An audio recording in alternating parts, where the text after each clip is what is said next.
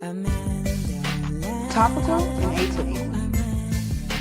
Unfiltered and independent. 100% authentic and intelligent. All right. Are y'all ready? Bust out your Amanda Lander notebook, get your word of the day logbook, and let's get into it. Don't forget, after the show, our SEAL Squad members head on over to Patreon for the after show kickback, where we talk about all the things that went on in the show and how to turn it into action. You ready? Amanda Lander! Learn it.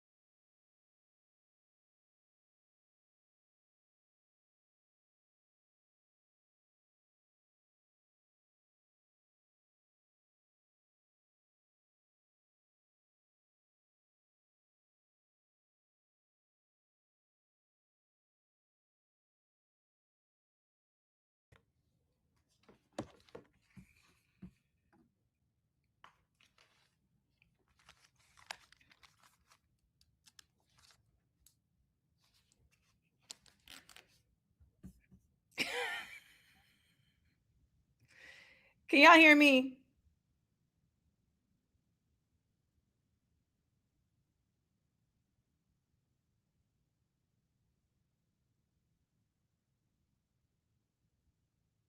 Okay.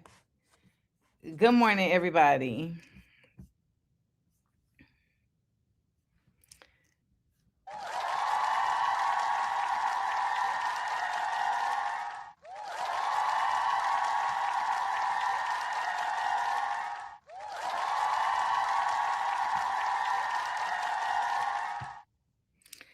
I don't know why I'm missing stuff. That's why there was a little pause right there, because I my hard drive just didn't have what I thought it had on it. But good morning. Welcome to Views from Amanda Land, your news and truths by any joke necessary. We have a short episode today. I have to go and talk to the people, but I still wanted to get something down.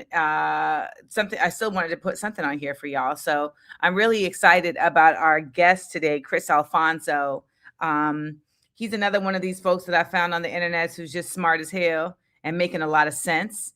And so we're going to be talking about in our Level Us Up segment, we're going to be talking about the ways in which socialist theory ends up really being very much like put in this ivory tower. And even though it is attempting to be even though it is anti-capitalist, it still is oftentimes attached to imperialism by nature of it being Eurocentric. So we're going to get into that. But there isn't going to be a 60-second headlines and all that. I'm also not feeling well, and I really just want to go to sleep. But I have a long day of speaking ahead of me, and I got to get my act together. Okay? I got to get my act together because the show must go on. But you see what I'm saying? Like I'm not really with it today. But let me just say, okay, so yesterday on Instagram, there was a post made by actress Sanja Son where she came into my comments under a video where I said, this where I said, I was really like shocked at how many people were so like excited about the Super Bowl, because it's like we're watching the exposure of an entire cabal. And she responded and said, "You need to sit this one the fuck out." And I responded, with some very choice words. And she spent the day making videos. Rolando.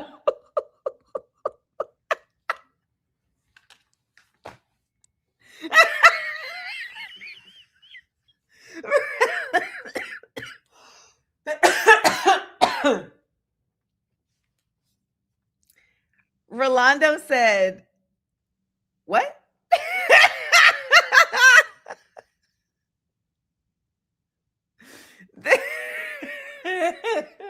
Oh God. That made my entire morning, y'all. So,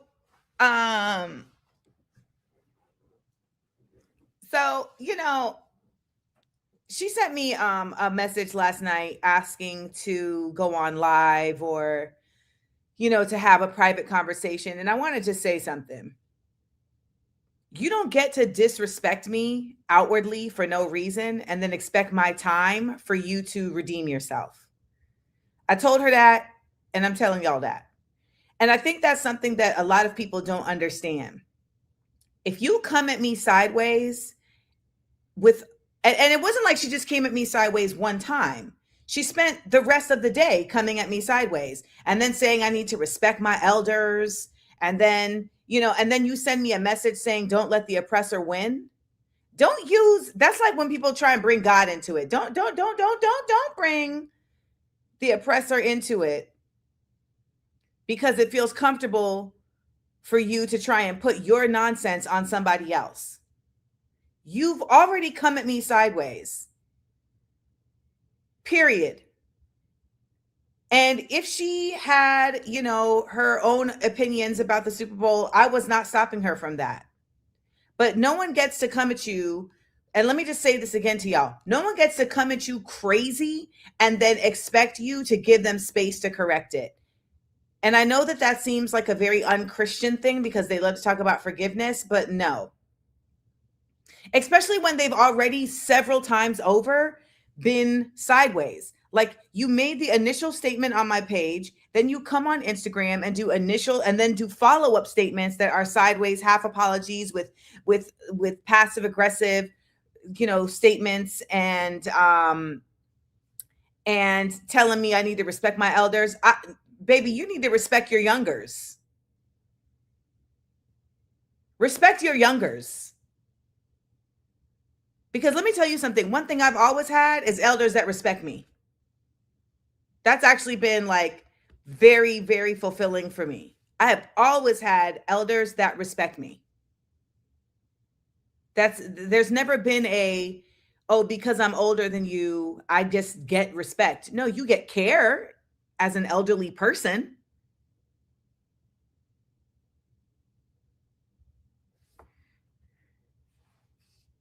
So I just wanted to impart that to you, because I know that's something that goes against what we're taught, but I will just enter this into your consciousness so that you can have a choice. But no.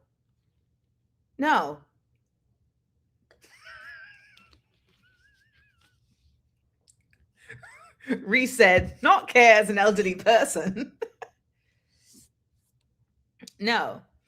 Brandon said, "I've met many of old fools." Just because you older don't make you an elder. Elder implies wisdom. When you come on my page and you curse at me and tell me to sit the fuck out about something that is literally the Super Bowl, what are we doing right now? So, I did not think it was acceptable that people were bringing up her drug charges and her drug use. Like that was like a sly, like side thing that people were saying. And I don't think that's necessary. I think what she stated was dumb enough without needing to make references to her former record of drug use. I don't think that's necessary. I think that's actually it's like not low hanging fruit, but it's just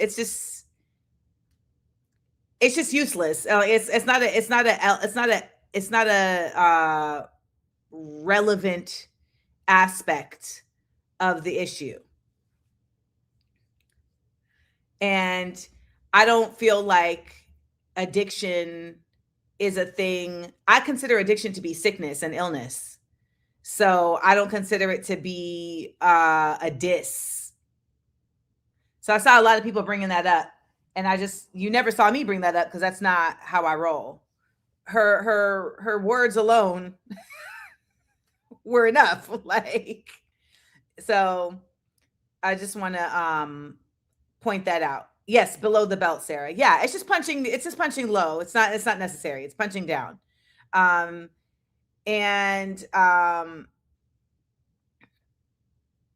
Yeah. Now, when people use their addiction as an excuse to harm you, now we have a conversation.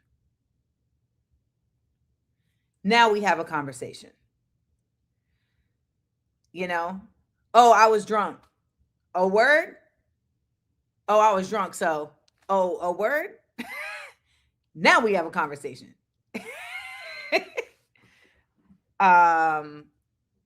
So people have said that she is Zionist. So I don't know that of her. But what I do know is, again, and she is an allegory for a bigger story.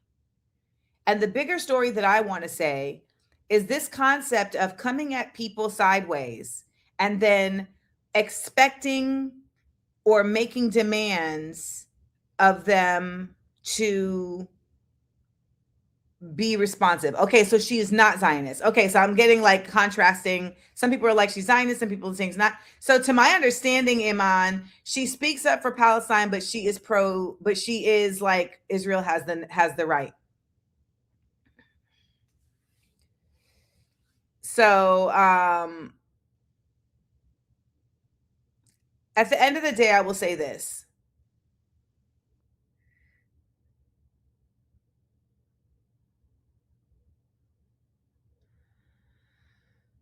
No, I did not tell her that I want to have a conversation. And no, I said I do not want to you don't get to publicly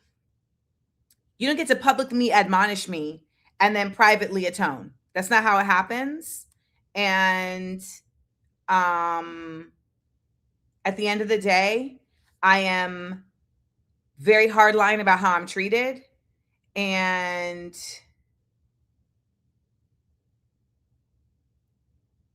I am very serious about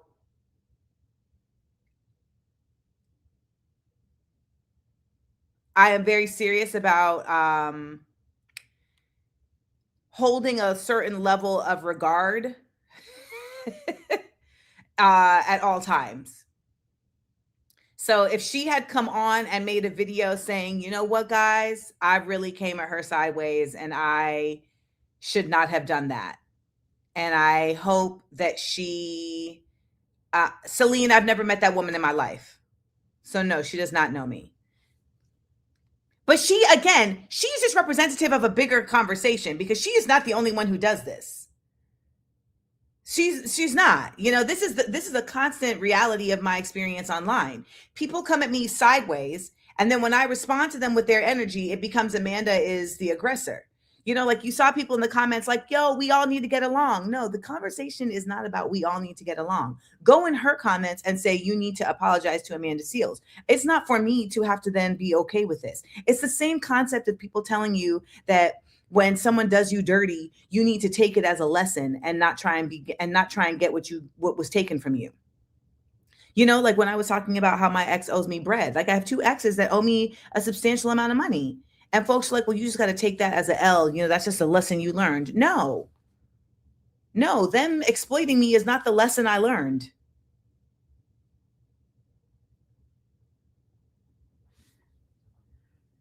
Cut it out.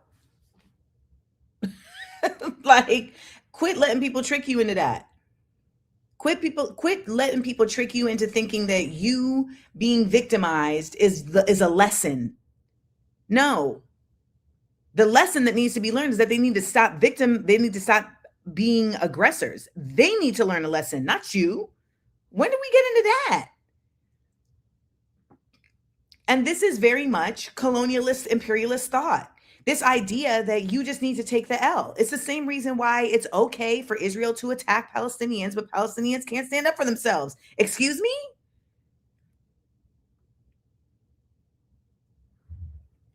Yes, it is very much that, J. Carl. When Kevin Frazier said, I should have talked to Sharon Osbourne in an attempt to reform her. But this is the same mindset as like moral suasion during the abolitionist era, where white Christians were trying to tell Black people, listen, we don't need to end slavery. We just need to have slave masters be nicer. Like that's the vibe.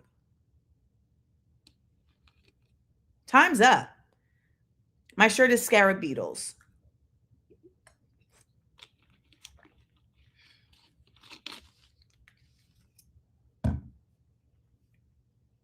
So next week, we do not have a show. I'll be traveling. But I do want you to know that next week would have been the 9th anniversary of Small Doses Podcast. Small Doses Podcast went on for 8 years. Very, very proud of it. And I want to let you know that in honor of Small Doses Podcast and its 9th year, because you know they love to do heavenly birthdays. So, so we're going to celebrate the heavenly birthday of Small Doses Podcast with Small Doses shirts, okay, that have all 400 episodes listed on the back. All 400 episodes listed on the back. So we are going to celebrate the heavenly birthday of Small Doses Podcast. All right. 400 episodes. That's an accomplishment, you guys. 400 episodes. Side effects of side effects of the shitty state of things. Yes. Side effects of hope. Side effects of not having kids. Side effects of disconnecting from Instagram. Side effects of divorce. Side effects of candy. I'll never forget when Rebecca was like, you can't talk an hour about candy. And I said, watch me work. Watch me work. What was my favorite episode? Oh, I have no idea. I haven't listened to a Small Doses episode after I've recorded it since like the 3rd episode. So I have no idea. Once I record it, it's in the world.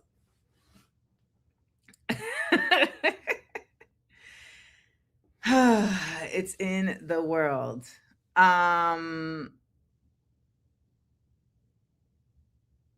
So someone said side effects of white flour.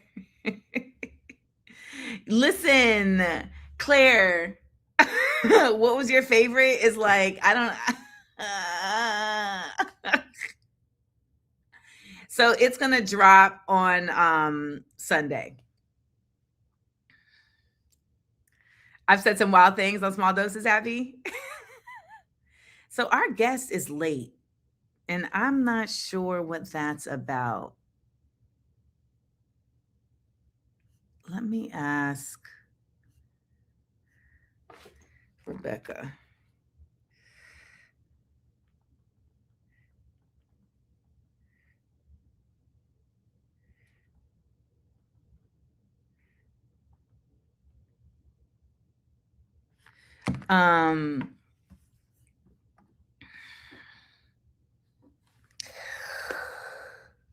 So while we're waiting for our guest, I don't feel like doing a word of the day. Oh no.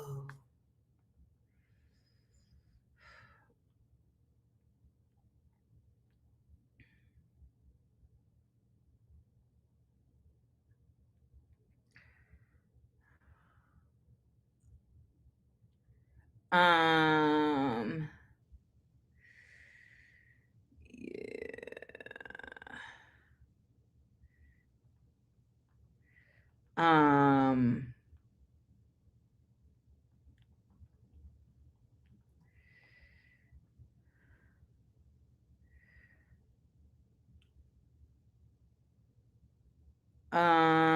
Okay.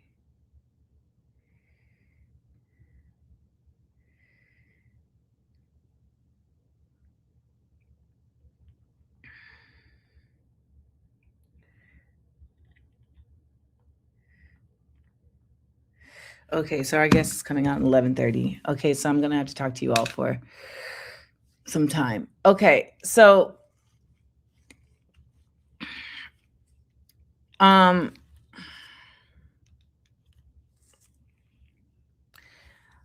thought our guest was coming on at 10:30.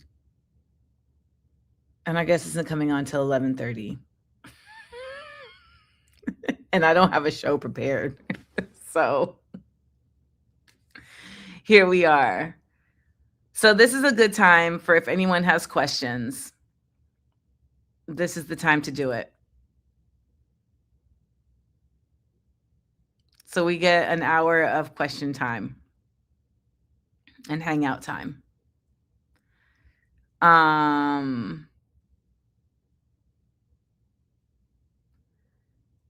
This means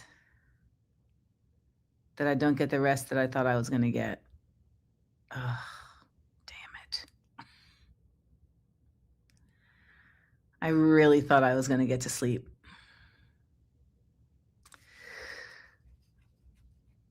I'm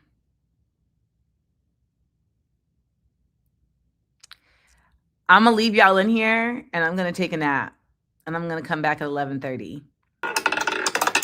How black am I going to have to get? How black, how black am I going to have to get? How black am I going to have to get?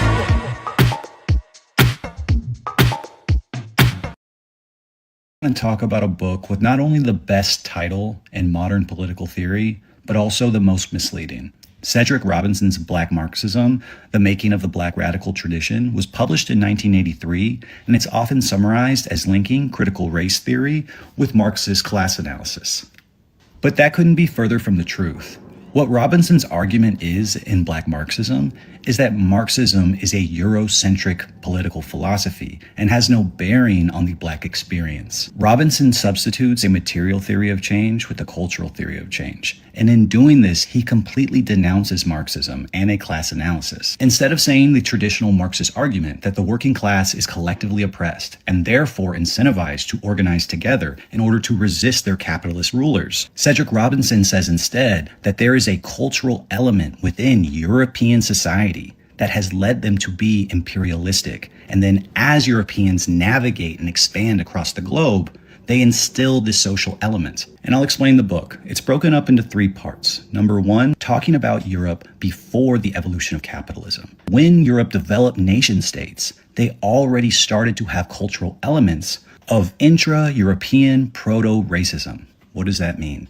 According to Robinson, in Europe, they were already differentiating each other, the French from the English, from the Germans, etc., based on a proto-racism. They were racializing the Celts versus the Anglo-Saxons and the Teutons. And this, he says, inspired the wars among nation states in Europe before the rise of capitalism. And this brings us to part 2, in which this proto-racism gets transferred on to Black people as European nations begin to sell Black people in the transatlantic slave trade. He then differentiates European culture and its tendency towards racializing people with the Black people that had been kidnapped and enslaved.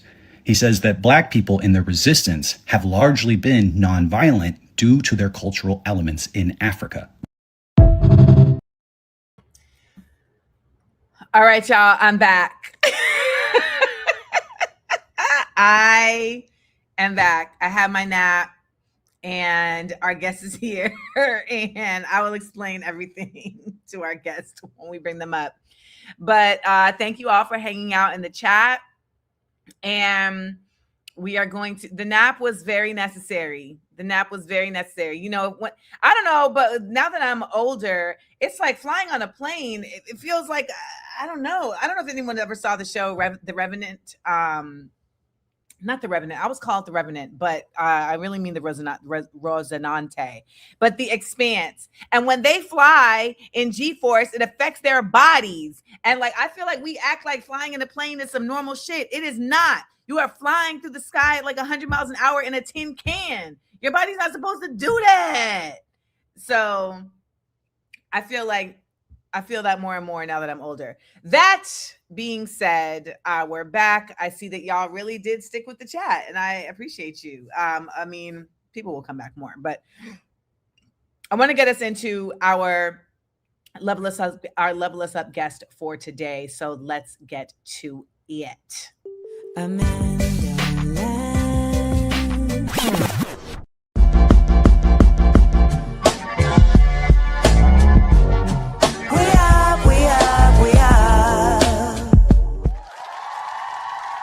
Hello, Chris. Hey, can you hear me? Yes. I can't hear you. Oh no. You can't hear me. Y'all can hear me, right? But Chris can't hear me. But y'all can hear me. Okay, let him figure it out. He's gonna figure it out. So y'all can hear me, y'all can hear Christian, but Christian can't hear me. What could that be? You got it? Okay, but now we can't hear you.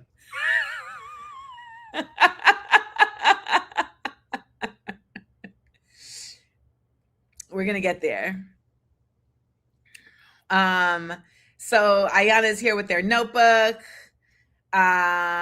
So this is not the norm, but I appreciate y'all for sticking around because Can you hear me now? Yes, we can. Okay. There it goes.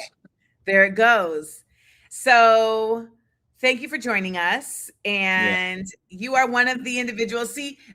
So there's been a new bot movement, and I always call it a bot movement when I see the same commentary repeatedly. Hello. So I've seen a new movement of, well, if Bad Bunny shouldn't have performed at the Super Bowl, then why are you on Mark Zuckerberg's Instagram? So when I see like the same rhetoric over and over again, I'm like, ooh, the bots have a new directive. But one of the reasons that I'm still on Mark Zuckerberg's Instagram is because I come across folks like yourself who I otherwise wouldn't have come across. And that's why they want to get rid of, and that's why they want to control these social media spaces. So Christian, can you tell us a little bit about yourself, about how you became so knowledgeable about Marxist Leninist theory and also its pitfalls, etc., and what made you take to the internet to share your knowledge? Yeah, totally. I'm going to try and not burn any bridges as I explain this. Okay. But I'm from the Bay Area originally, and the historic birthplace of the Black Panthers. And so that type of Black liberation politic had always been around as I was growing up. I remember like old people in coffee shops claiming that they were Panthers and telling you to read stuff like at a very, very young age. So, whether they were or they weren't, it put me on the right path. And so that kind of background had always been there. I'm now 34, so this is 20 years ago, I guess. Okay. And eventually I started organizing, I want to say maybe 2015. and I started teaching at San Quentin State Prison. That was Okay, the you first skipped. time. Wait. Yeah. You skipped from people in coffee shops to eventually I started organizing, and now I'm teaching at San Quentin. What took you from taking the advice of those people to then putting it into action? Well, I guess when I was younger, it was just like it was always a thing. You always knew that like the people around us, because I grew up in a largely Black and Hispanic neighborhood. You always knew that the cops were meaner, right? But because everyone around me was Black and brown, you didn't really know the extent of it. You just kind of heard like, this is what's happening. This is where you need to be safe, things like that. And it wasn't until I went to high school where I bust out to a very wealthy white public high school that I was able to see the actual, I guess I'd call it now a contradiction, right? Side by side, because we're doing the same stuff. We're getting into trouble. People are doing drugs. Right. But the consequences are much worse. By the time I go to college, I had been reading Marx. I'd been interested in sociology. That's what I majored in. But I had this idea in my head that if I get rich and I pay for my family and, we get out together, like that's revolutionary. And it wasn't until my first job that I realized that that's not really how it works. So what school did you go to? I went to UC Davis. I majored in That's a party school. Is it? Yes. I chose it over UC Santa Barbara because I was like, I can't go to a party school. I did. I spoke at UC Davis once, and they were like, "This is a party school." I was like, "Okay." So, hey, you know what? Keeping it alive. Go Aggies. Go Aggies. Yeah. So you got to see at this job. Can I ask what was the job? Yeah, I was a business consultant, specifically in technology solutions. I lived in India for a while, and I was all over the country at a very, y'all, this is why I ask questions, because he left out that he lived in India. This is very important, people. Go on. Yeah, no. So, I mean, it's a little bit embarrassing now, I guess.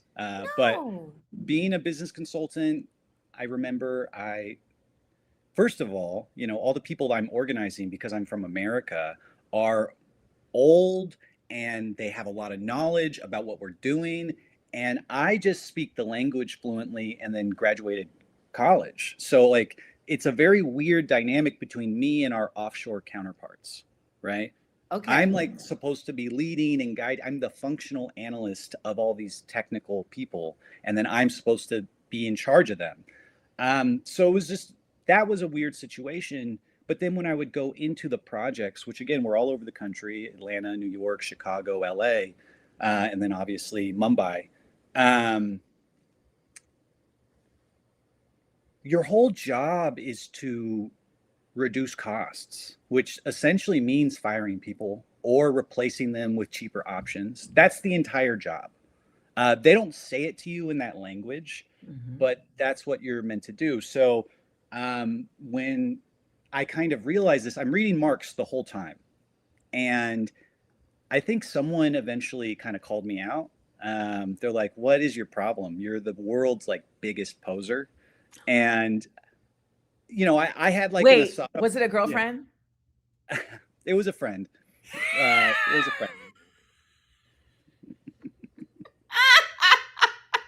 Okay. Peace and love to her. But yeah. So it was a woman. Yeah, absolutely. Of course. Knew it. Obviously it was a woman. But some good things came out because she calls me a poser and she puts a book in my hand that becomes maybe one of the most important books of my life. Paulo Freire's Pedagogy of the Oppressed. And I read it, and one, I'm like, damn, she's right. I am a poser. This is horrific. And two, what am I going to do about it? And so I make this second part, y'all. That's the part that people miss, is the what am I going to do about it? Carry on. No, so I think at the time, the North Dakota pipeline, like protests were happening. And maybe people don't know this as well, but there was 13 all over the country at the same time. North Dakota got the most publicity, but there was 13 of these eminent domain expansions happening at the same time. And I went to a kind of, I guess, indigenous encampment in Texas. It was like maybe an hour from the Mexican border. And I was out there and we were protesting, we were doing direct action, kind of chaining ourselves to, the gates of these facilities that were trying to construct things. So you went balls to the wall. Yeah, I don't know. I was just trying to figure it out and I guess not be a poser, but then when I got back, I was like, well, I can't go back to work. That doesn't make any sense. Right. I mean, obviously, but I was just like, I have to make a fundamental change. So I started teaching at San Quentin State Prison. I found this organization called the Prison University Project, and we started going in and doing. Was education. Tongo Eisenmartin a part of that by any chance? They might have been. I was a part of a very specific group. I don't recognize the name, but potentially. But so I'm in there and I'm reading Pedagogy of the Oppressed, and I have it in my head, and I'm just going to try and be vulnerable with you. But I have it in my head where I'm like, if the incarcerated people, if they get radicalized, then we're that much closer to revolution. I don't know, Yeah. Maybe the things that got them in there can be repurposed. Transferable skills. Exactly. So that's kind of in my head. But when I was in there, I was very blessed to be guided by some mentors, some incarcerated, some not. I got put on to George Jackson, Soledad Brother, Blood in My Eye. And those books were banned from San Quentin at the time. So you couldn't even, it was really on the low that I was learning these things from people that were actively being oppressed, right? So I'm in this education unit that's on the yard. You got to walk through like 7 gates to get there. And then you're just stuck out there. And obviously I say this with complete humility and recognition of the terrible situation that incarcerated people are in. But, being free, you feel trapped just being there. And I just learned that, maybe I relearned, no matter where you are, from C-suite executives to incarcerated people to everything in between, there are smart people, there are dumb people, there are lazy people, there are hardworking people, and mostly, and I would say except for C-suite, those people are almost always dumb and lazy. Everyone is a mixture of these things, and they activate different qualities themselves at different times. So I was really blessed to kind of be able to be challenged about what I thought about incarcerated people, what I thought about oppression, what I thought, I guess now we would call it like privilege, identity politics, in a place that was, built to humiliate, to destroy. Right. So one of the things that really struck me about your videos was that you just cut straight to it, right? Like there was no, like, even if you look on your page, it's not like there was some growth process. It was like pictures. Here's what it is, folks. So what pushed you to say, okay, I'm going to use this medium of social media to now start sharing this information that I've experienced? Because you didn't just learn it, you experienced it. Yeah. So this is the part where I really don't want to burn any bridges. If anyone hears this, I love you guys. But I was a part of a nonprofit, and my job was real quick. Why don't you want to burn bridges? Like, what is it about those bridges that you want to keep them intact? I was really blessed to have the opportunity to do the work that I did, even if I disagreed with them intellectually, even if I disagreed with them philosophically, or what the implications of these disagreements mean politically. People are on different parts of their journey. And so if there's disagreements, I think that we always need to operate with a politics of empathy. And so I have very specific criticisms, but I want those to lie on the system, like focus on the system and not the people that are engaged in this activity. That's a real powerful and important value of mine. Got you. Okay. But yeah, so I was part of this nonprofit. I was what's called a mitigation specialist. These titles. Business consultant, mitigation specialist. But this one's better. You'll like it, I promise. Okay. I did pretrial negotiation during the criminal court adjudication process. So we got kids out of Rikers Island, or that was our goal, youth offenders, and we were trying to argue for alternatives to incarceration, non-carcerative sentences.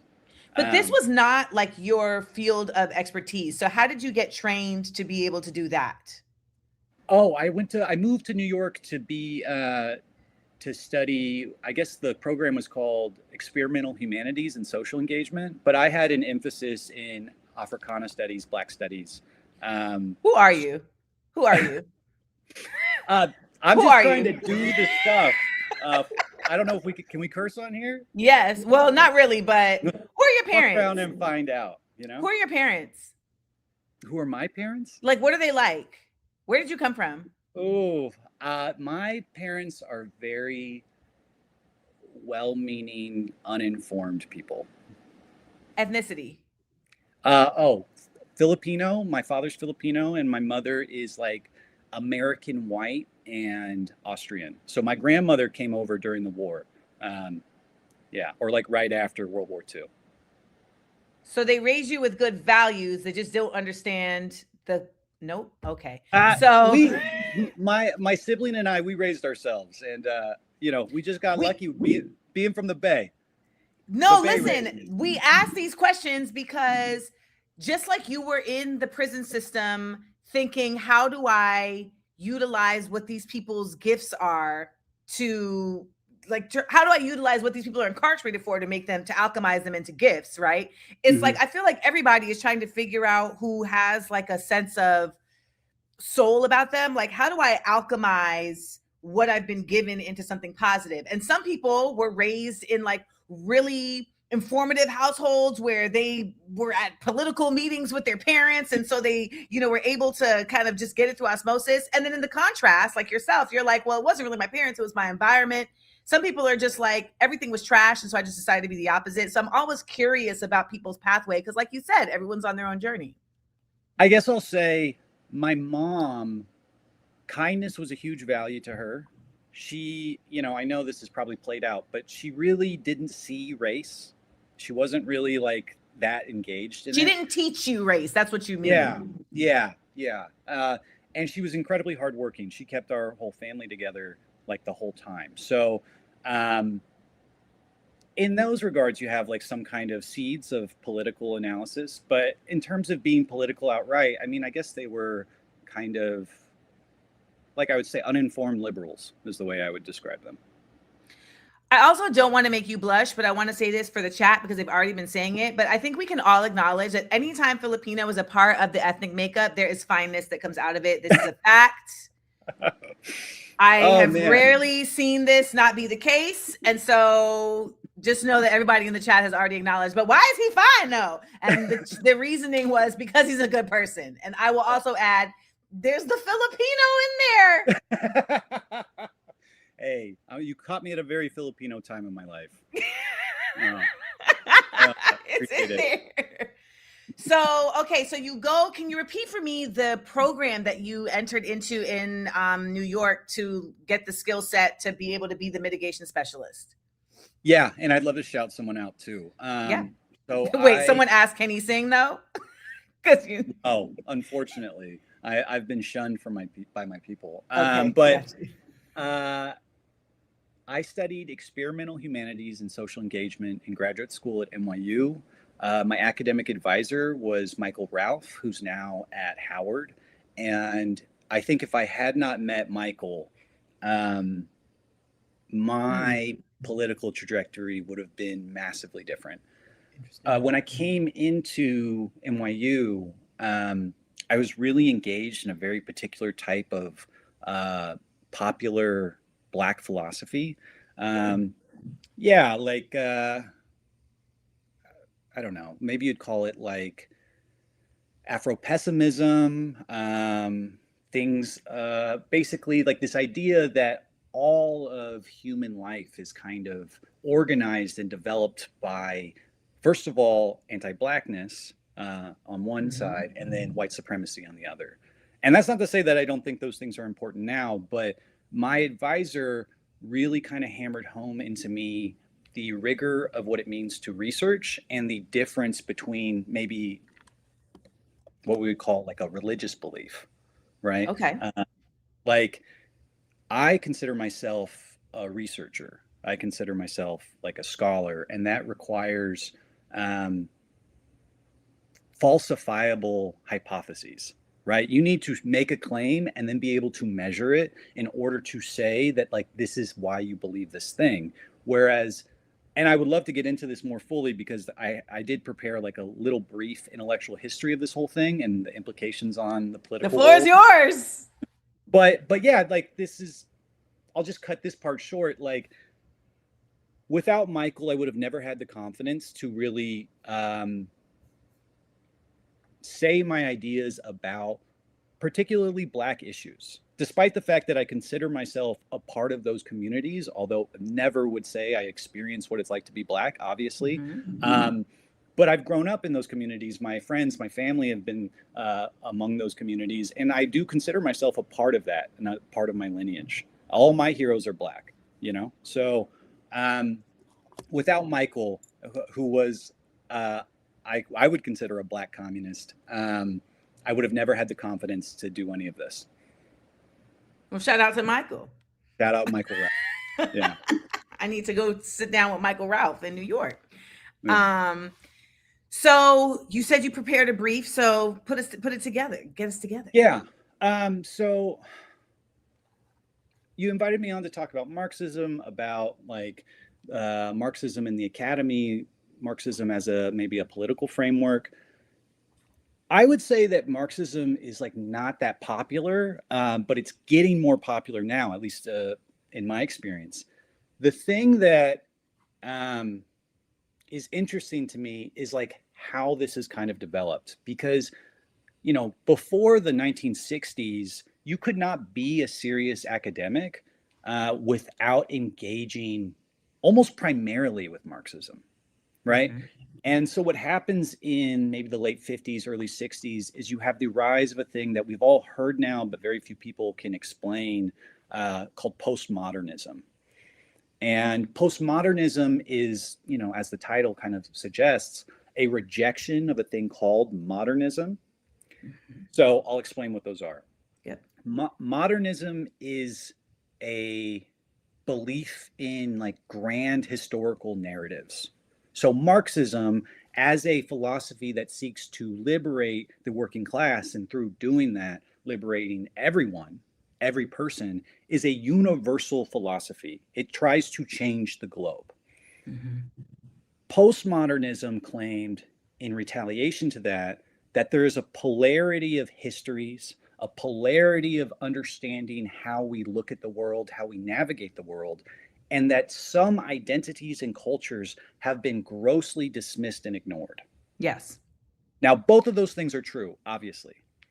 But the problem comes out of the implications or the strategies, the political strategies that arise out of them, out of those two types of political philosophies.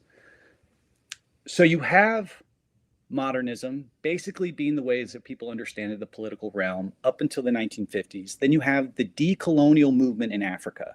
All of these people, for the most part, were Marxist-Leninists. Like from Sankara to Nkrumah, like all of these people, right, are engaged in a Marxist analysis of the world. Once this postmodern kind of reflection hits, once Africa and the independent nations like prove themselves on this global stage, people start saying, well, all of these people have different types of ways of analyzing than the people that came out of Europe. Yeah. And that's where you get, you know, books like the one that the video you put up of me, Cedric Robinson, Black Marxism, and really where we get the idea that Marxism is a white thing, right? It comes from Europe. And I sometimes, at the risk of making some people I would love to be in political dialogue with mad, like that is, I think, a thing that I really don't stand for. Marxism doesn't belong to white people, and I think that does a really great disservice to some of the revolutionary Marxists that have all been Black. And you can look at my page and you can see dozens of them. I'll make this a little bit more short, but out of this postmodern period, you then have a change in the university, in the academy, which is called the cultural turn. So if you remember, I said, in order to be a serious Marxist, up until this point, you had to, or a serious scholar, you had to engage in Marxism. Yeah. After the cultural turn, you get the rise of these like critical school studies in which the whole point is to analyze culture, right? And what era would you say, what time frame is this, the cultural turn? It's like the 70s. So Right. it's Foucault, it's Derrida, it's there's another guy, Bordeaux. These are all French cultural studies people. And then it makes its way over to America in like the 90s. And this is where we get identity politics, right? And identity politics is not bad. It really has to do with its placement in this like human long discussion.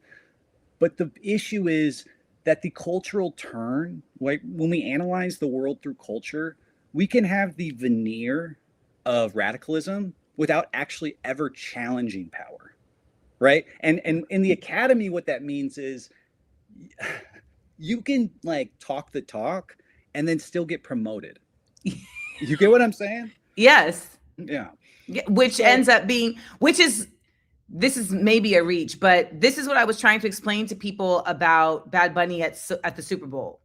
Like, if you show up, if you were invited to the place and you do the thing that you said you were going to do, and then it's done, you didn't really shake it up. Yeah. That's the thing, you know, because none of these spaces are, because these spaces that are institutionalized are meant to preserve a certain type of thinking. So if they let you do it and there's no pushback, that lets you know that you're not really doing the thing. I mean, and that's why I'm really happy that you've had me on, because you're really enthusiastic about shaking it up.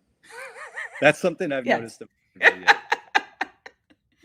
That's the only point. If we're not doing that, then what's the point? You know, I mean, at a certain, you know, I feel like I had not the exact route as you in terms of spaces, but in terms of thought, just realizing like, oh, if I think this and I'm not acting this, then I'm a poser. Yeah. So how do I commit to that, like in an actualized way? And it's not about how anybody else really thinks of me as much as it's how I think of myself. First and foremost. Oh man, you're speaking my language. No, I mean, I mean that because I think there is a decision that we all got to come to at some point where we decide, do I want to look like I'm a part of these movements, or do I want them to succeed? You know, if the conservatives got anything right, I think virtue signaling is a real thing that happens. It's not to say that everything people consider virtue signaling is that, but a lot of people want the aesthetic more than they want to make the sacrifices or the commitments to actually bringing these things into reality, which is the whole point. Well, that's why the optics of things just works, right? And the oppressors understand that. They understand that, oh, you're just going to be happy enough with the optics, so we'll give you the optics. Fine. Here's Beyonce doing the Black Panthers in choreography. Fine. No problem. Because they have come to see by just reality. I mean, you can see by that email from the guy from Barclays, like they're fine with the optics, y'all. So let's just let them have that and go about our business of building AI centers in their backyards. I mean, like that's. I mean, I don't know too much about it. I heard this, so, you know, grain of salt. But the whole reason the Nets moved from Jersey to Brooklyn was because And why Jay-Z was involved in the first place was because you had white real estate owners that wanted to repurpose and own that area without the negative backlash, right, of buying up the hood. I mean, Yes, and they put his name on it, and people were like, "Oh, well, Black Jay-Z liberation. is doing it. This is, and it's the same energy of the 70s and Nixon saying, okay, Black people, you get to be a part of capitalism now. We're welcoming you in, while at the same time being a part of the Southern strategy and continuing to push the effort of not giving Black people resources, not giving reparations, et cetera, et cetera. So there's this constant dance that I feel like, and I did a video about this last night, there has to be a hard line at a certain point where we can't do the dance of nuance. I see people, it's like we taught people nuance, and then in true fashion, they took it from a tool of understanding to a tool of enabling. Yeah. So now I've seen a lot of people being like, no, I mean, because Democrats love to say, once we taught Democrats two things can be true at once, oh my gosh. Yeah, I mean, and I think we're kind of circling around like the biggest problem of this cultural turn that I was mentioning. Yes. Where identity politics and the recognition that Black people specifically, but also women, also gay people, queer people of all kinds, the entire identity spectrum, being ignored, being dismissed, being silenced is a huge problem. There is privilege, obviously. White privilege exists, male privilege exists, straight cis privilege exists. But if that is the way that you analyze the world, what will happen is what has happened, which the elites co-opt that movement, and then they create a corporate-sponsored culture war of CNN versus Fox News. And now you're mad about all this stuff, despite the fact that I think since COVID, all the billionaires have like increased their net worth by like, I don't know, tenfold, Yeah. Which is the biggest thing. I mean, preparing for this, I was thinking about all the stories I wanted to tell, and I looked through Soledad Brother by George Jackson, right? Mm-hmm. The Black Panther that was murdered in San Quentin State Prison. And he's talking about the 1% versus the 99%, like in that book. So in 65, he's saying it in that language. But in my life, I don't remember that being that popular until like Occupy, which is in 2012, Facts. I mean, there's different circles that you hear that in. But you're right. As a pop culture concept, which I feel like it's become, no, that hasn't been, because the goal has been to be the 1%. Yeah. It hasn't really, it hasn't been transmuted into a negative until I would say even more recently, because even Occupy was a niche movement. Like not like that. I knew about Occupy because I lived in New York. But like my mom was in Orlando. She didn't know about Occupy. So, I feel like where we're moving towards now in this even in just this last year, right? Because for me, I think a lot of people in this chat, especially, their shift became post October 7th, like very immediately. Like it was an immediate, wait a minute, what is going on? However, even since like the inauguration of Donald Trump, people have seen there have been a lot of people then who weren't moved after October 7th that have now been moved to be like, okay, wait, I'm trying to understand. And the reason why I wanted you to come and talk about socialism being like put into this ivory tower is because, well, not socialism, Marxism being put into this ivory tower is because a lot of people are trying to grasp what their actual political ideology is, what their identity is.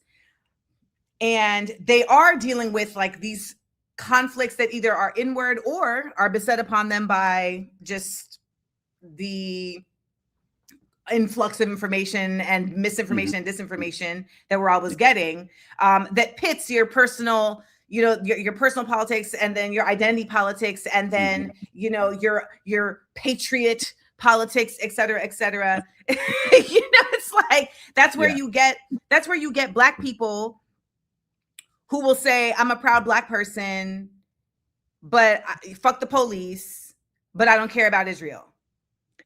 Hey, you said it, not me. Yeah, totally, totally. And you're like, well, hold on now. Like this train just went off the track, but it's Mhm. because like okay, I'm going to take us on a journey, but it's going to Go make ahead. sense. Yeah. I'm with you. And I want you to just tell me if you feel like Marxism does this. Mhm. So when I was in my early 30s, I was like trying to figure out what I loved most about like I'm a multi hyphenate. So I'm Mhm. acting, I'm singing, I'm writing, I'm hosting, I'm doing poetry, and I'm DJing, and every the commentary I would get from agents, from publicists, everybody was like, well, it seems like you don't do anything because you do everything. Okay. Seems like you don't do anything because you do everything. And I'm like, so how am I doing everything and nothing at the same time? And they were Mhm. like, because all these things are disparate. And so I realized that the only thing that I could really do that housed all of those in a cohesive way for people to grasp was be a comedian. And so I was like, oh, I have to become a really good stand-up comedian if I want to do all of these things in a way that makes sense to people. And so I set forth to become a really good stand-up comedian. It worked.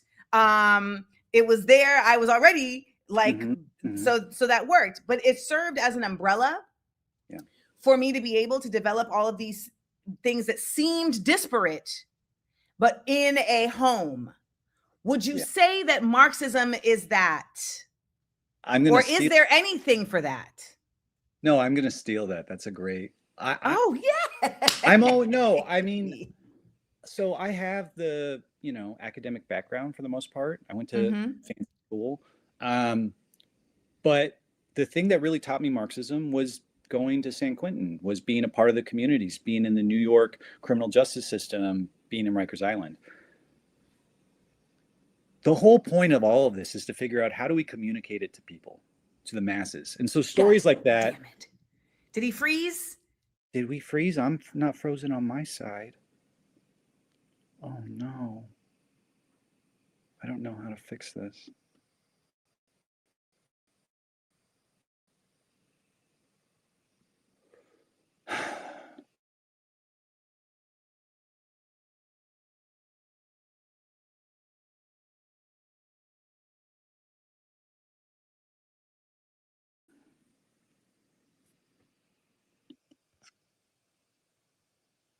Am I back in it?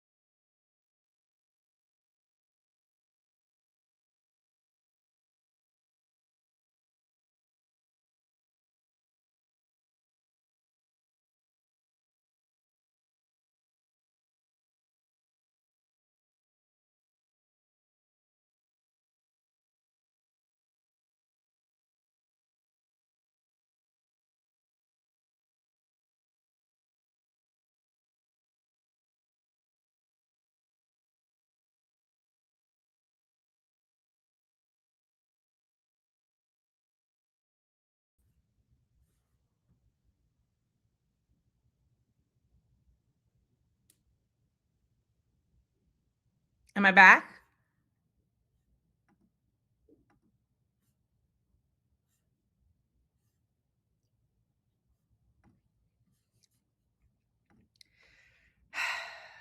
Okay, now we got to get you. Now we got to be able to hear you again. We can't hear you again.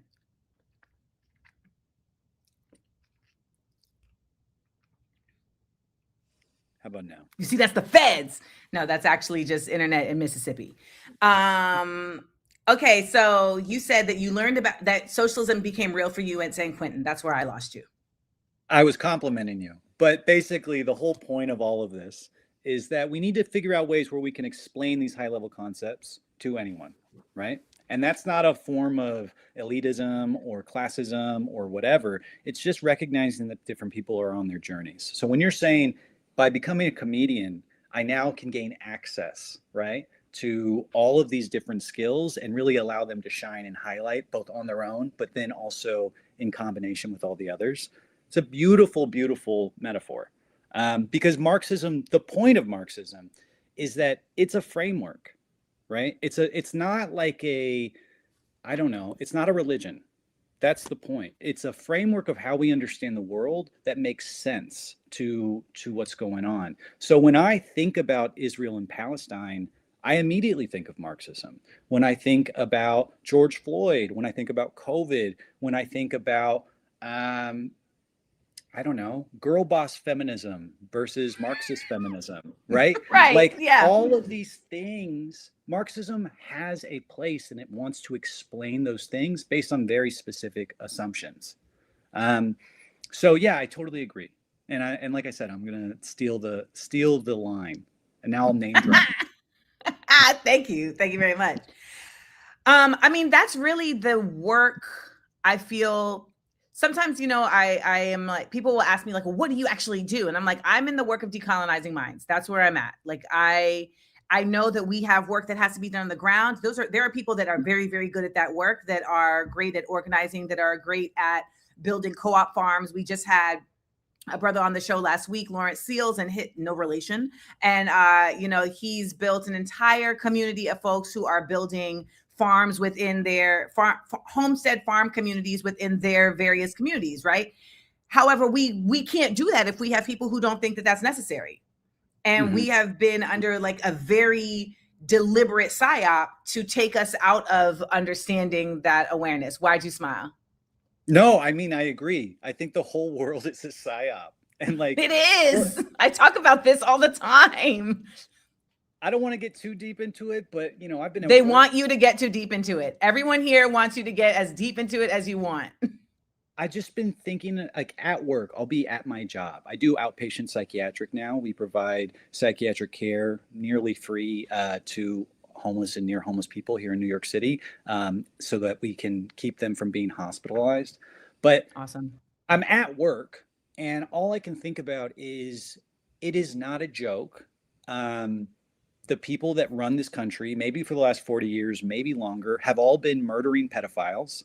They're all part of a secret group. They all have photographs of each other doing these terrible acts. It's almost proven. And the only people that were really saying it to that extent, QAnon people, also might be like the psyop of the same person that was organizing the actual, and I'm sitting there and I'm like, how is anyone supposed to work? Well, the other part of this is when you then start going even deeper and you realize it's not this country. Yeah. When you take it further and you're like, oh, it's who runs the IMF? Who runs the World Bank? That's when, when you're like, so the Illuminati isn't some made up thing. I mean, I will say to that point, wait, real quick, to that point, I mean, I will say I think the fundamental contradiction is U.S. imperialism. I think even as far back as the 60s with Henry Kissinger, you have people saying that the Middle East is the last war chest of the entire world. And so everyone is fighting over this. At the same time, you have Assad Sr. in Syria who's trying to create, and he's terrible for a whole bunch of different reasons, but he's trying to create a united Arab nation, which cannot happen for the military goals or the foreign policy of the U.S. Israel has very wealthy people that are invested in that project. Those capitalists are global capitalists. They are not just specific to Israel or the U.S. or whatever. But Israel as a state project fits into the U.S. imperial agenda. And so I don't see there's any difference between U.S. leaders and billionaires or Israeli leaders and billionaires. I think all of this is a class war at a global stage. I'll take it a step further and say Israel is a tool as the U.S. is a tool. Yeah. The U.S. is not the leader. The U.S. is a tool of the leaders. Yeah. Okay. Because the leaders, that I can get with. Yeah. Because the other part of this is understanding also that the way that we have seen Judaism used as a front for folks who are continuing to push capitalism forward in a very like beyond just a government framework, like they're pushing it forward in like a very deleterious fashion. There are also Arabs who have done the same with Islam. So when you see folks in the UAE having funded anti-Islam campaigns, when you see the Saudis, you know, doing the same thing, you realize, okay, so there's something, when you're saying the world is a psyop, there's something far more sinister, because there's a coalition of psyopery that has taken place amongst the, you know, because even Japan right now is going back into imperialism. They just elected a very, very far right prime minister or president. I can never remember the difference. But she is very much a fascist and very loud about it. So when you know, my pattern recognition sees on a global level the same behavior, it's beyond America. And the fact of the matter is this: the United States is not a smart place. And I just simply cannot give this place the credit for like running a global scheme. I refuse to give it that. I'm sorry, I won't. I just can't, because these people have never been the smartest, and they were essentially farmers. They weren't even farmers. They were literally just slave owners. That's right. So I'm like, so these people are the ones masterminding this? Get out of here. No, I won't. Okay. I refuse. I actually, I'd love to plug something that I've just been thinking about in my head. Please. So I don't think it's a matter of intelligence. That I absolutely agree with. The people at the top of this thing are idiots. What happens is, in a capitalist society, the biggest freedom that capitalism provides people is the freedom to exploit disaster. Ooh. Right? So it's not so much that people are intricately planning things from the beginning and then like establishing this worldview that they, you know, looked at, right? They thought it in their head and then made it. What's happening is random things are happening. And then if you have enough money and manpower, then you can take advantage of those things that happened. And then you claim on media or the global stage, you're like, yeah, we thought about that. You take credit for it, right? So you have I experienced this in real time. Tell me. So I went through a whole internet smear campaign that happened in 2024, but I started it. Okay. Because I planted the seed that the minds that work that way were able to move from. Like, they don't have, you're totally right. Like, they don't have the capability to strategize. They have the capability to, what's the word you just used? They have the capability to take advantage of. Like, they're exploiters, right? So they're not strategic, but they are exploitative. So I sent out a video where I was like, you know, I just want to thank y'all for supporting my work, because there's so many Black spaces that I've poured into that have not supported my work. And it's really been my audience that has said, well, we care about your work, even if the industry doesn't. And out of that came a months-long smear campaign that Amanda Seales is difficult. That's why Hollywood doesn't like her. That's why she got kicked out of Hollywood. She is unlikable. I'm talking like Essence Magazine, Black Enterprise, The Griot, The Root, like spaces that have become notable names for respectable, reputable, you know, Black media, all took up this mantle. And I'm like, yo, how did I give them the bullet to shoot me with? But like, that's to me a small microcosmic example of what you're saying, because I feel like they were waiting, because the ADL was waiting. The ADL and Kamala and them, they were waiting because they already didn't fuck with me. So they were waiting.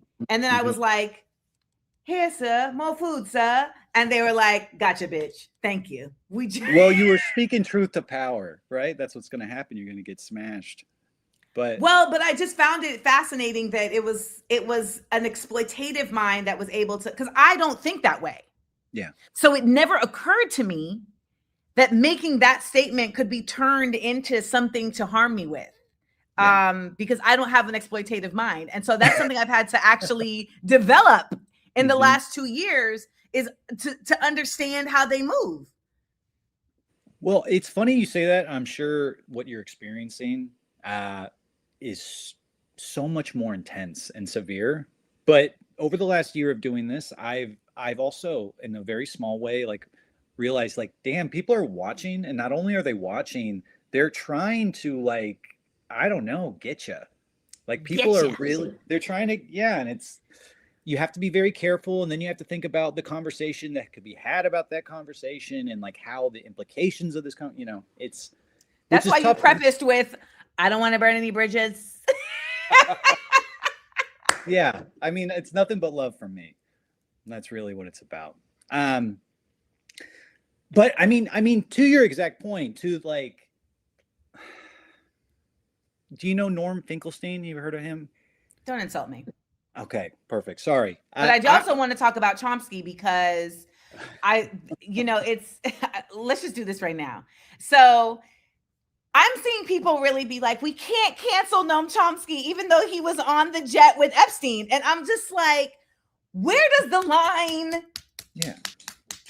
get drawn, right? And I saw this from Gabriel Mate's son. No, wait, is Gabriel Mate the son? No, the son is Adrian Mate, I think. So he's like, we can't cancel Noam Chomsky. He committed his life to such and such and such and such. Well, guess what? When you commit your life to the thing, but then you're also on the jet with the guy, you're not actually committing your life, because your life is safe, right? It's the exact same thing on a deeper level as being invited to the function, being allowed to say the thing, and then going home. If you didn't disrupt, you didn't really do the thing. So when you find out that Noam Chomsky was hanging out with the people he was talking shit about, you're like, well, what was really happening here? And this brother, Roderick Day, had written an essay about it called On Noam Chomsky in 2020. And this quote has resurfaced. So here's a quote. He says, "We will move past this era of Chomsky. One day we will look back on the defeat after defeat that coexisted with this 30 or so years of unofficial misleadership of the Western left. And then Tarzi's 2015 appraisal will appear definitive." And this is what Tarzi said. "The high perch from which Chomsky tells us how free we are was likely only vacant because state agents murdered all consequential Black leaders and squashed every other left-wing movement, including, like you said, George Jackson, H. Rap Brown, etc. In the ensuing years, white guys writing books supplanted visionaries with megaphones while the prison population grew." Yeah. Yeah. And for the record, when you look up Roderick Day, you get like a couple pictures. And I was like, the first picture that came up was, I just need to say this for the comedy of things. So the first picture that came up was this guy. And I was just like, I just feel like that's not, hold on one second. Where is it? I was like, I just feel like this is not Roderick Day. This is not the guy that wrote that article. Something said to me, this is not the guy that wrote that article. And so I had to dig deeper and dig deeper. And sure enough, I found the actual Roderick Day. And this just seems to track so much clearer that this is who wrote the article. Yep. Right? I was like, oh, yeah. That's Roderick. There you go. That's Roderick. So, okay. I wanted to make sure that I covered that with you because... No, I mean, I agree with you. Like, when it comes to Chomsky was one of my first political mentors, right? I read all of his books. Manufacturing Consent, still to this day, is very important to me. And I think that's to a lot of people that grew up in the late 80s, early 90s, is like Chomsky was what we would call now, I guess, a rad lib, right? Radical liberal. Mm-hmm. But something that has always been consistent with Chomsky is that he was anti-communist. He was never a Marxist, right? He thought that Lenin was a dictator. He thought that, he's very, very critical of the USSR, which at the time, I would say, Fit. yeah, it made sense. It to didn't a certain stand degree. out as much. Exactly. But now that we see what's been happening, to your point, right? The people that have always been against fascism, historically, hard stop, are the communists. Always. Every time. There was every time. And liberals, time after time after time, have sided with the fascists because they want to save capitalism. That's a historical reality. So, it broke my heart to see the extent. I had known, I think, as early as 2020, I think Chomsky put out a comment saying that he had dinner with war criminals. So like his relationship with Epstein wasn't a big deal. But after the release of the photos, right? It was, Chomsky, to be clear, Chomsky has been somewhat consistent about this. People called him a anti-Semite for a long, long time because he said, he was one of the first people that said, you should be able to look into the numbers of deaths killed in the Holocaust. He was one of the people that promoted this idea for the sake of scholarship. But but the people that he's in alignment with don't care about that. They don't care about truth. No, they don't care about truth. And for what it's worth, the folks that he's on planes with, they are not Jewish by faith. They are using the Holocaust to advance their own ideologies of suppression and supremacy. So, they're like, fine, do that, whatever. We're really locked in because that's exactly why I brought up Norm Finkelstein, who came out the files clean, by the way. Yeah, exactly. Exactly. But in the opening paragraph of The Holocaust Industry, which is exactly about what you're saying, right? Weaponizing the Holocaust towards the pursuit of the Israeli project. He's like, how does the most successful ethnic group in American history gain victim status? He says that in the opening paragraph. And I remember reading that being like, am I allowed to read this? Like, that sounds, I don't want to repeat it, but it's significant and it's pretty spectacular, But even that trick that made you, that even the trick of you thinking like, oh, can I do, it's even the concept that we have been psyoped to believe that someone in a yarmulke, by nature of just wearing a yarmulke and religious dress, is living by faith. Mind you, I watch Carolyn No Lips stand up there every day with a cross around her neck, clearly living by harm, right? Yeah. So there's no difference in wearing a yarmulke and observing the Sabbath and calling for the extermination of a people as carrying a holy Bible, going to church on Sunday, and burning a cross on a black man's lawn on Monday. Absolutely. It's all the same. It's all no. Anyone that's grown up in the church, I grew up in the church, that there are people that only go to church one day, Sunday, and then they live their life however they live it, right? So I totally and even further, and this is bringing it back to Marxism and capitalism, every powerful group is going to have their own form of supremacy because it's the only way that they can justify the evil they proliferate on a global scale. You got to think you're better than people. Otherwise, you got to reconcile with the fact that you're killing people. You know what I mean? Like, you have to reconcile with the fact that in order for you to live, 1 million people have to die in your lifetime. Like, that's a crazy thing. That's evil on a scale I couldn't even imagine. So where do you find us now? More importantly, where do you find yourself now in the intersection of your learning and your work and your vision of how to combine those two things for the next steps? Well, I will say that maybe I'll shout people out right now. I'm a part of a eco-socialist organization called Degrow NYC. You can find us on Instagram under Degrow NYC. Our biggest campaign right now is No Brooklyn Jail. We're trying to prevent the active construction of a $3 billion jail in downtown Brooklyn. It's called the woke prison because the first What? they're calling it the woke prison, woke jail, because the first 2 levels are supposed to be a community space, a mall. They're saying that they're bringing in harm reduction into the construction of the building. It's disgusting. It's like the most disgusting thing I've ever seen. And we're going to be out every Thursday around there, trying to not only garner awareness, but build an active resistance against this project, because our tax dollars shouldn't be spent on incarcerating people further, especially under this insane mall under a prison. Did you just say that out loud? Yeah. And they're bragging about it. It's not a joke. They're bragging about it. So we're trying to stop that. Obviously, we want abolition. We don't want any prisons anywhere. We want to be investing in public resources in order to eliminate crime before it occurs, right? We want more schools, better healthcare, better transportation, better housing, better access to food, so people aren't incentivized to engage in crime, right? Yep. So those are the main things that I'm working on.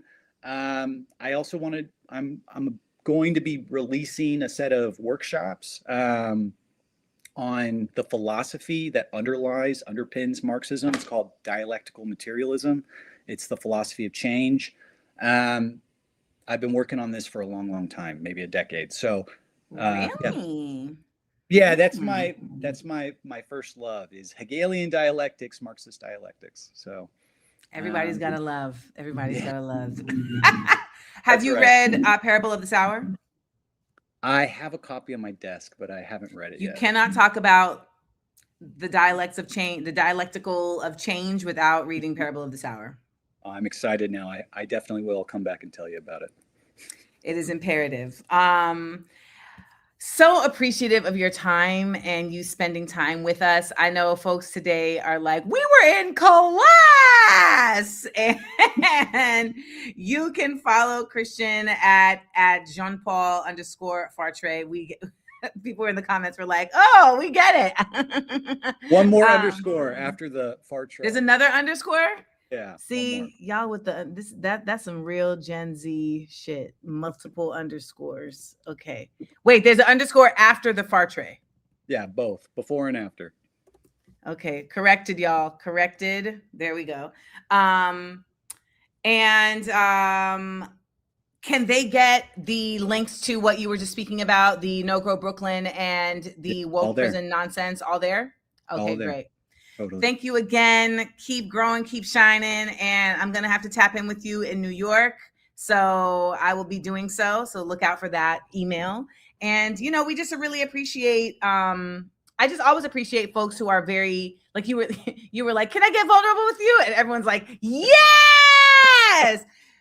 It's because I really am a very big believer that part of what is missing from our resistance movements is like rapport beyond a shared politicization. Like we have to have also an ability to see each other as individuals, as people in our stories and our histories, not just in our politics. And that makes it, like when they say that someone's coming to kill you and you say, my name is Amanda Seals, my mother is so-and-so. You got to personalize yourself. Yeah. I feel like when you personalize yourself to each other, it makes it a lot harder for the feds to get them to turn on you. That's my theory. I love it. I'm implementing that now. I really appreciate it. Have a good one, Christian. Thank you so much, Amanda. Y'all, we are so lucky. We are so lucky that we are not alone. And that's why I bring on folks that you may not know of, because I think it's really necessary for you to see that there are people that are just living their daily lives doing this work, that are not getting the placements on as MSNBC or whatever. They don't have all of these, followers on Substacks or whatever, but that have legitimate backgrounds that support their knowledge, right? So it's not like he just came out of nowhere. And they have a track record. And so I had also shared with you all when I was talking about the fake Black Panther, there has to be a record of resistance. I need to see your record of resistance. There has to be a resistance resume. Like when people just pop up, I'm like, no, hold on now. Where'd you come from? What's your journey? And how are you still existing in that journey? And I want to know, like, what is the flip that took place? That's why, like, when Mark Wayne came on, all of us were like, what? Because you're like, oh, I see so clearly the journey and how it's developed, which is also why when people say to me, well, if you watched Kendrick last year, why do you have all this smoke for Bad Bunny this year? If you've been following me, then you would understand why, because you have seen my journey. And I am so fortunate to get to have conversations with people like Christian.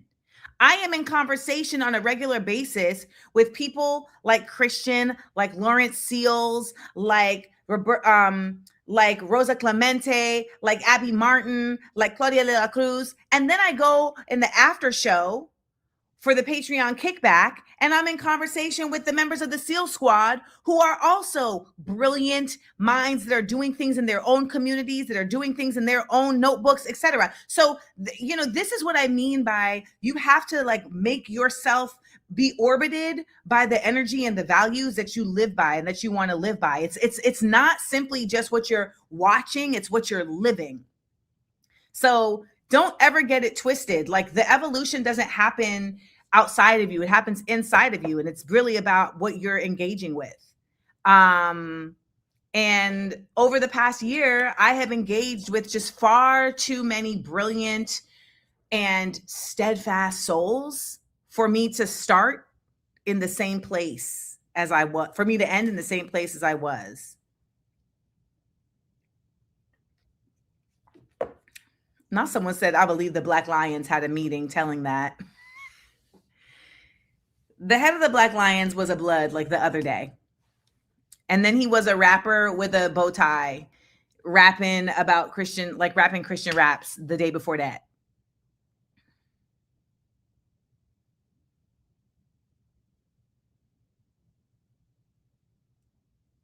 Okay.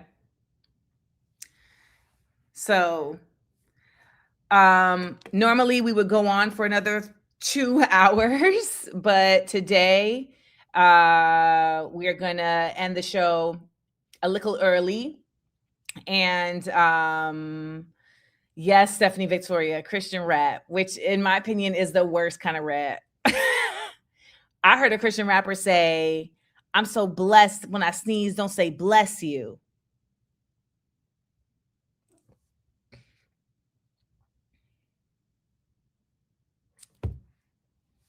And I was like, wow, you hella blessed.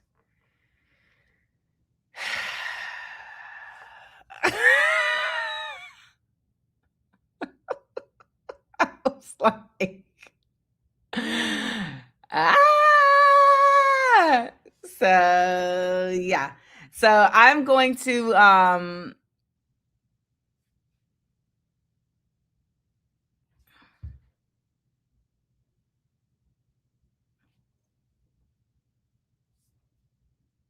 I thought I had a low grade fever for a second, but I don't.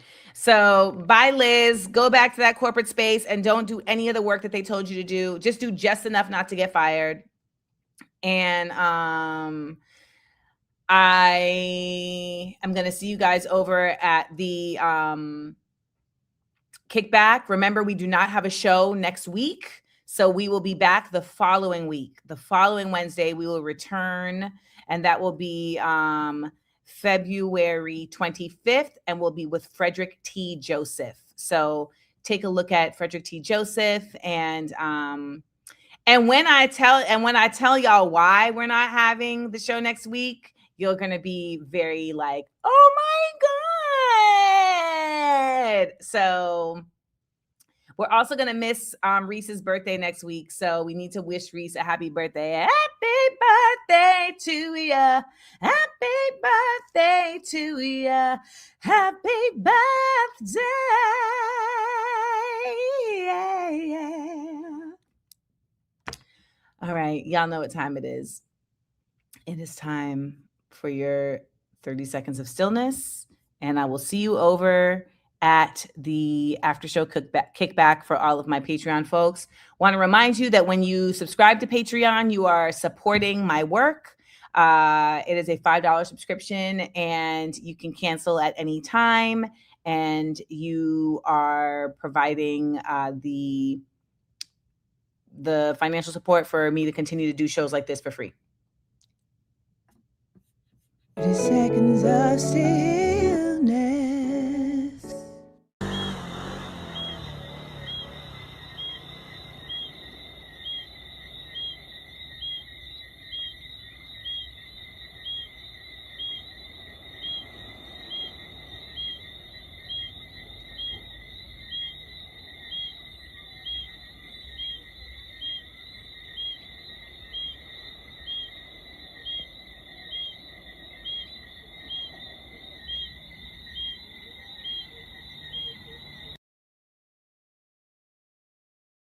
Amanda.